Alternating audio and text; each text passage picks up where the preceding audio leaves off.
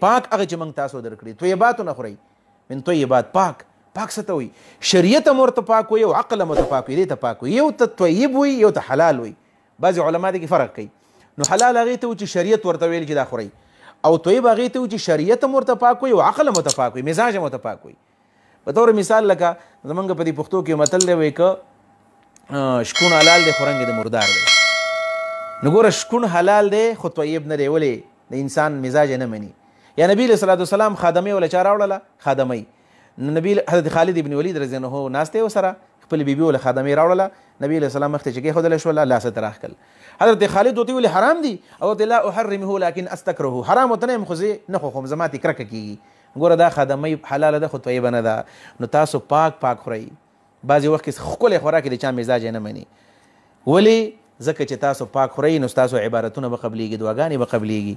رسول الله مبارک له صحابي راغی سعد رضی الله عنه، ورته ویل الله رسوله ما ته دعا وکړه چې زه مستجاب الدعوات یم، زما دعاګانې قبلیږي.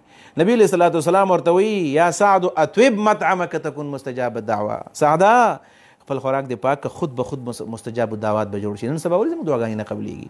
بنیادي وجه دا چې زموږ خوراکونه دا پاک نه دي، دا حرام دي، د حلال او حرامو تمیز پکې نشته دی. او بیا نبی علیه السلام سعد ته دعا وکړله، الله سعد مستجاب الدعوات جوړ کا. په دې وجه باندې حلال بیا نبی علیه السلام یو ښکلی مثال ویلی دی. ثم ذکر رجل، بیا نبی علیه السلام تذکره د یو سړي وکړله.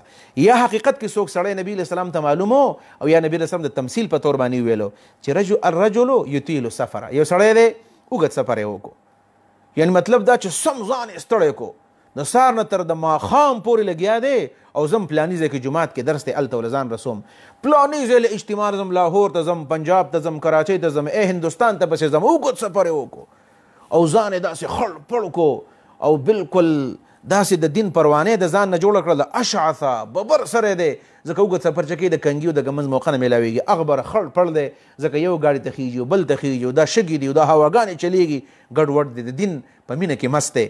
او په هر وخت کې د الله سي جوړ رابطه یمد یدیه الی السماء، اوچت کړي دي خپل لاسونه اسمان ته. یعنی عام عابد نه دی، داسې عابد چې کلک عابد دی، شپه ورځ عبادت کوي، په اجتماعاتو پسې، په درسونو پسې، په دې پسې ګرځي او څه وایي یا ربي یا ربي، ای رب واوره، ای رب واوره، ای رب دا عمل مې قبول کا، ای رب داره لراکا، ای رب داره لراکا. یعنی بالکل لاسونه د دعا آداب هم شته.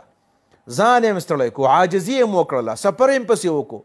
د عبادات ټول اسباب برابر دي، خو بنیادي خبرداره چې حلال په خېټه کې نشته. ومطعمه حرام، خوراک حرام دی. دا څه چې خوړلی دي دا حرام، دا کور د حرامو دی. مطعم خو یا ویل کې کچن ته، کچن د حرامو نه ډک دی. مطعمو حرام، کچن ډک دی د حرامو نه.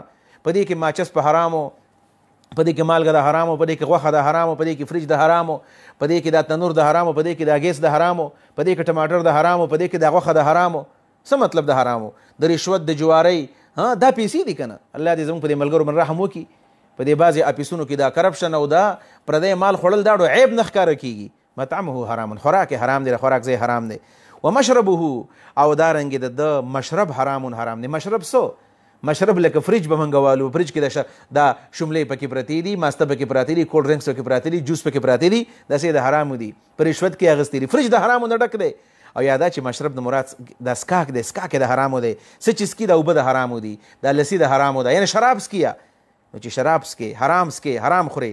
او بل حدیث کې دام راغلی ملبسه حرامون، د لباس هم د حرامو دی. او بیا څه وایي دا خو د خپل ګټه ورته د حرامو ده. خانداني حرام خوري، وغذیه بالحرام، غذا ورته د حرامو میلاو ده. مور او پلار یې په حرامو مال ګټلی دی، د ده ځمکه هم د حرامو ده، د پلار تنخوا هم د حرامو ده، د پلار هغه ټول سیسټم د حرامو دی. غذیه بالحرام، غذا ورته د حرامو میلاو ده.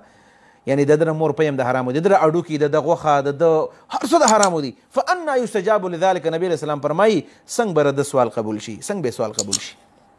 سوال به الله قبلیږي. د خو کم از کم خوراک حلال وي که نه، خوراک یې پاک وي.